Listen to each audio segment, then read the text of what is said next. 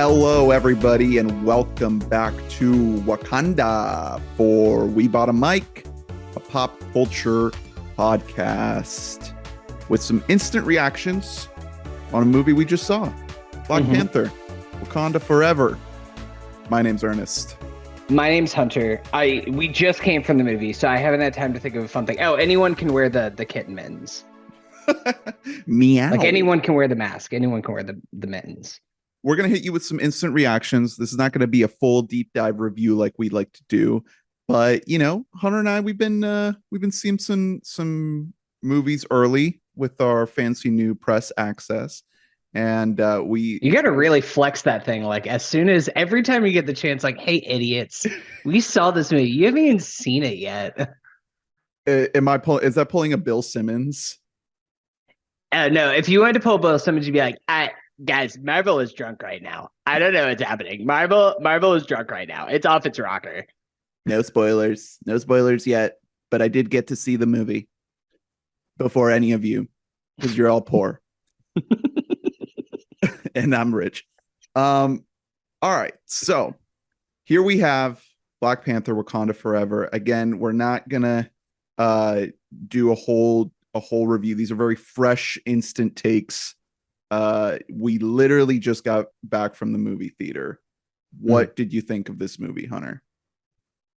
And again, I mean, no this spoilers. movie. I don't think. Yeah, no, I mean, this will be spoiler-free discussion. Little bit of background. This movie has been like kind of one of the most under wraps Marvel movies pretty much since Endgame, of like nobody really knew fully what the story was going to be, how much we're going to acknowledge the passing of Chadwick Boseman, R.I.P. and R.I.P.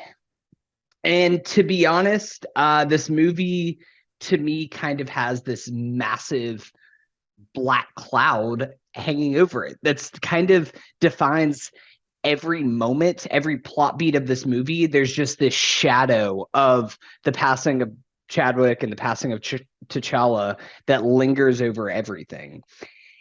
And to me, that kind of leads to a mixed bag overall.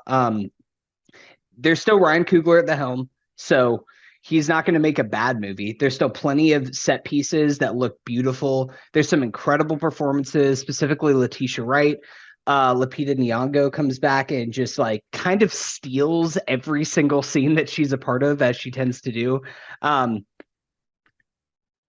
But it just, in general, kind of feels like we're trying to make a sequel to Black Panther over here. We're trying to honor Chadwick Boseman over here. We're trying to add another wrench into the Marvel plot line so that we can see what the future of Wakanda will look like in future movies. And it doesn't ever really click. Did you like it, though? I liked it fine. I thought it was fine. That's kind of where I'm coming down on it, is that the more that I think about it, I'm kind of nitpicking things, but also I'm thinking back to scenes and I'm like, well, that was really well executed. Like the way that this movie starts, no spoilers or anything, but it starts with a memorial to Chadwick that is very affecting. Yeah. Very, very classy. It's in the trailer. It's like a funeral type, like a wake type sequence. I agree with most of your complaints. I do think this movie does kind of end up being kind of wonky. You do feel a little bit of kind of the Scotch tape, a little bit of all these subplots and characters kind of being all crammed into this 2.5 hour runtime. You do feel the length a good bit, but again, Ryan Coogler, he just kind of makes everyone look bad. He kind of is doing it better than most still, even in a movie that is a little bit janky. There's still something about it that it is just better than the average Disney Marvel product. You know, it's when you stack it up against the Thor Love and Thunders and the She-Hulks and whatnot, it's just, you can't even compare it. It's on another level. We would have to get into spoilers to kind of get into a lot of where some of these issues are with the story, but I do think it is trying to do too much. It is fitting way too many characters and way too many subplots, because the absence of Chadwick, of the main character of the first movie, does sort of like splinter everything into all of these different characters, and you feel it. You feel the movie kind of jump around to service all of these other people that now kind of rise up to the surface in the absence of Chadwick. You kind of feel his loss, the lack of his presence, and that is kind of what the movie's about, and sort of the ways all of these characters deal with that loss in their own ways and kind of process that grief in different ways. So I do think the movie is trying to do something different and trying to kind of break away from the Marvel formula and honor Chadwick and honor the loss, that huge loss that was. But I do think it doesn't 100% nail it. It kind of struggles a little bit. I don't think it's we kind of mentioned this as soon as it ended, but you mentioned that to you it's a little bit of a considerable drop in quality from the original. To me, it's kind of on that same level. I wasn't like super high on the original Black Panther. I feel like this one is a worthy successor, even though to me that movie wasn't like top tier material necessarily. Like they're both pretty good. I think this movie improves upon it in a couple different ways. I think the visuals for the most part are a lot better. There's no kind of egregious CGI I kind I of will give that to you. PS3 There's some graphics. bad CGI in the first one. Yeah, There's some really rough, especially for like the third act. 2018. At that point, like we had better CGI than that, and it kind of drops the ball there. And you know, these some of these new characters, like again, the story doesn't 100% service them, but I love these actors. I mean, Riri Williams, I had the actress pulled up. I don't know if you have her. And Namor, the villain. These two really shine for me. We've got Dominique Thorne and Mhm. Tenoch Huerta. They were just really standout elements of the film for me. I think the story kind of struggles a little bit to kind of give them their full sort of due, because it is trying to do a lot more that's not just these two characters, but they were kind of the standouts for me.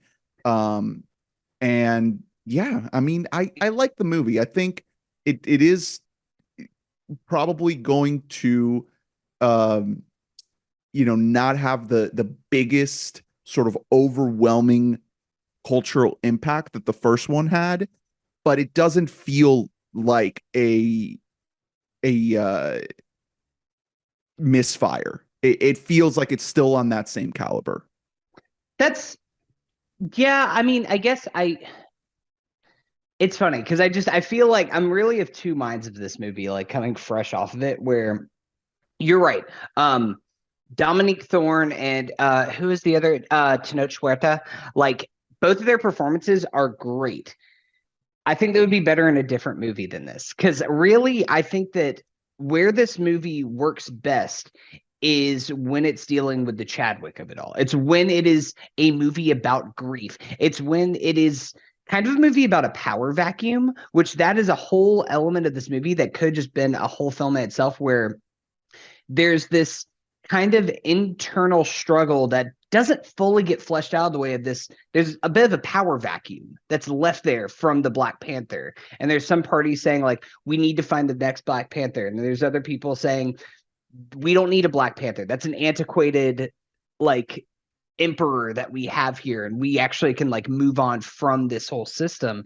And that is the more interesting story to me. Not to mention that I've been kind of thinking about it as we were heading home from the theater here. And there's a little bit of kind of the stages of grief revolving around the Black Panther and like kind of what that figure means. Like we do start in a place of like pure denial of like, we don't need the Black Panther. Like, it's fine. Let's just move on to the next thing. And then kind of this whole state, like we do kind of meet some like true anger in this movie. There's a lot of like anger and just kind of ill will towards the world in this sentiment. You're just ready to burn everything down in response to losing this, and a little bit of bargaining that's kind of happening. And there are these elements, and that is where the movie really works to me.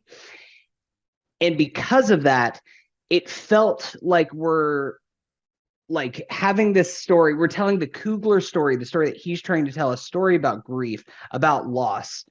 And then it's like, oh, we have to do this thing where there's this fish man over here, and he's got his own little backstory. And I mean, it's a good performance. The character's interesting. I personally kind of wanted more from that character. Not to take anything away from the actor, but I just thought it was little generic Marvel villain there. It's like, oh, he's got an empathetic backstory. It's like, well, they all do at this point. When was the last time that there wasn't an empathetic backstory villain character? Was it Thor Ragnarok? Was that the last time that Cate Blanchett showed up and it was like, She she's goes, just I'm evil. bad. She's just evil. Like otherwise it's like, yeah, cool. They all have some kind of Yeah. I mean, motive. we did comment on this, the fact that it does feel like a continuation of some of the same, and I don't want to get into too many specifics here, but some of the same kind of spiritual ideology of the Killmonger character in the first one, the kind of anti-colonialism of it all. And that really resonated with me. I mean, there's a sequence in this movie where we get sort of the backstory, the origin of Namor, and it really kind of doubles down on that idea of like, fuck colonialism, destroy colonialism, like really rise up against it. And it felt good to see it rendered in the way it's rendered in this movie in that specific sequence, and kind of how it sort of branches out through the Namor character in the story. And it just on the canvas of a movie like this, on the scale of like a Marvel Disney product, to see that and to see people of color on screen in this exact way, telling this story, it feels good. It feels really good. I didn't feel like I was being, betrayed or manipulated too much by this kind of like evil conglomerate mega corporation that Disney is. It felt like Coogler found a way in there to tell a story, like a real story with a real purpose. And it doesn't blossom into anything like fully, intellectual or insanely meaningful, but it manages to fit more of those ideas in than these movies do at all. That's true. And Yeah, I really 100%. really appreciated that. I do want to ask though, because you're 100% right. Like some of those themes of like colonialism and kind of some of the more broader ideas that this movie is trying to tackle. I think that I like that they were included there. I would have liked a lot more of it. I think that the first movie actually includes a lot more of that. And that kind of leads me to one of my biggest takeaways from this movie, which is that, and this isn't to dismiss the movie outright whenever I say this, but it feels a little bit like Coogler and the cast and the crew felt a little bit of the pressure to recreate the moment of Black Panther. Like Black Panther, the thing about that movie that made it special whenever it came out was it wasn't Endgame. It wasn't billed to be this thing that was going to change Marvel forever. It just kind of took over the consciousness. You had Kendrick Lamar making the soundtrack for it. You had this performance from Chadwick and Michael B. Jordan that were just kind of so different from anything that we'd seen in Marvel before. And I don't know, it feels a little bit like there's some key pieces in the making of this movie where they're trying to recapture that magic. We were talking about right after the theater that the soundtrack, this is like this whole movie is just an advertisement for Black Panther 2 soundtrack coming to Spotify or Apple Music near you this Friday. Like they're leaning a little bit too much into it. Yeah. Where like Ludwig Göransson has a really good score, and I feel like the soundtrack kind of takes away from the score because there's too many needle drops. Right. And yes. I like a lot of the needle drops. A lot of the needle drops are good. A lot of the score is good, but it's kind of just too noisy at parts. And I think because of that, the quieter moments of the movie are kind of things that worked best for me when there wasn't any of that pizzazz on top No, of it. And there are multiple moments that I can think of right now. I won't name any specifics where that's happening. A needle drop is happening, and I'm thinking the entire time, I would like this more if it was just score. yeah, like it's cool. I'm sure this is like a fun little pop song that'll get like 500 million listens on Spotify. But like, I don't really want to listen to that right now. Like, Ludwig's a great composer. Let's just hear him compose. Academy Award winner. So you brought that up, and before this movie came out, a lot of people were wondering, speaking of recreating the moment, if this movie could catch on like wildfire in the same way that the first Black Panther did. Nominated for Best Picture, all that. Yeah. Won the SAG Award for Best Ensemble. I'm a little bit skeptical after seeing this movie. I don't know if especially when we have another water-based major blockbuster sequel right around the corner. Well, I think that we have, so there's that there, which by the way, there's a lot of water sequences, and my thought as watching the movie is this is going to age in a month. This whole sequence is going to look like shit. Yeah, like, it's almost just like someone else has been trying to perfect underwater filmmaking technology for 13 years. Sorry, Cougs, step aside, buddy. But not only that, like you have, if you notice, a new Top Gun Maverick poster behind me. Nice. That's also kind of competing to be the big blockbuster that everybody loves. Yeah. And will I the do Academy wonder, like spread the love, or will they just kind of pick one? Yeah, one, maybe two, but Yeah. I just kind of wonder if this movie also, even with audiences, as much as I love kind of when this movie does tackle more of the grief, the quieter moments, is this movie have too many quiet moments for the mass audiences to love it and to cling on to it as much as the first one? We haven't mentioned it yet.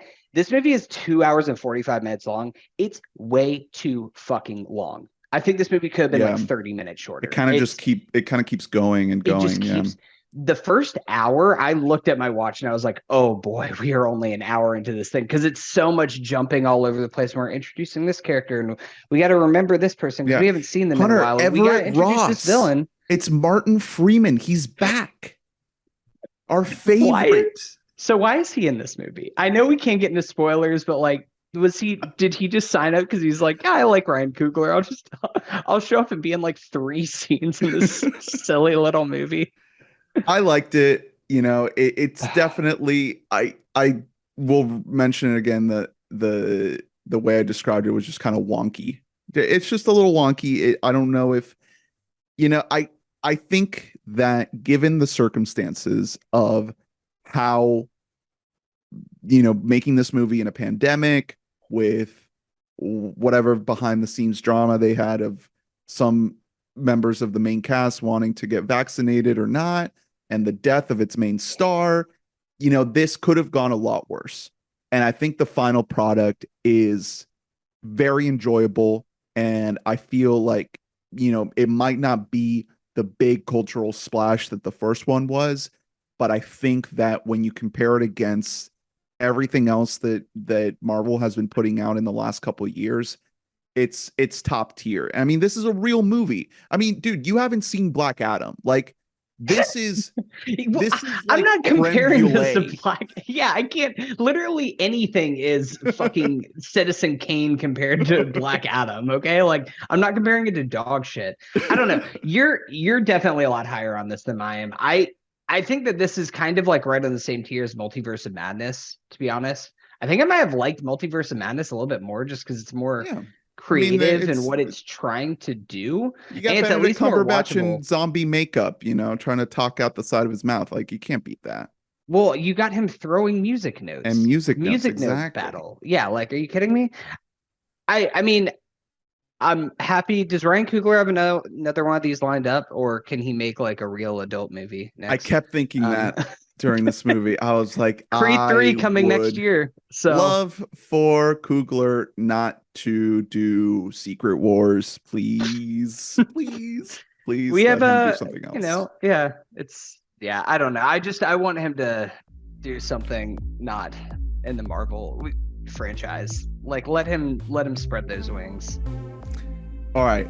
Well, that'll wrap up our quick instant reactions to Black Panther, Wakanda Forever.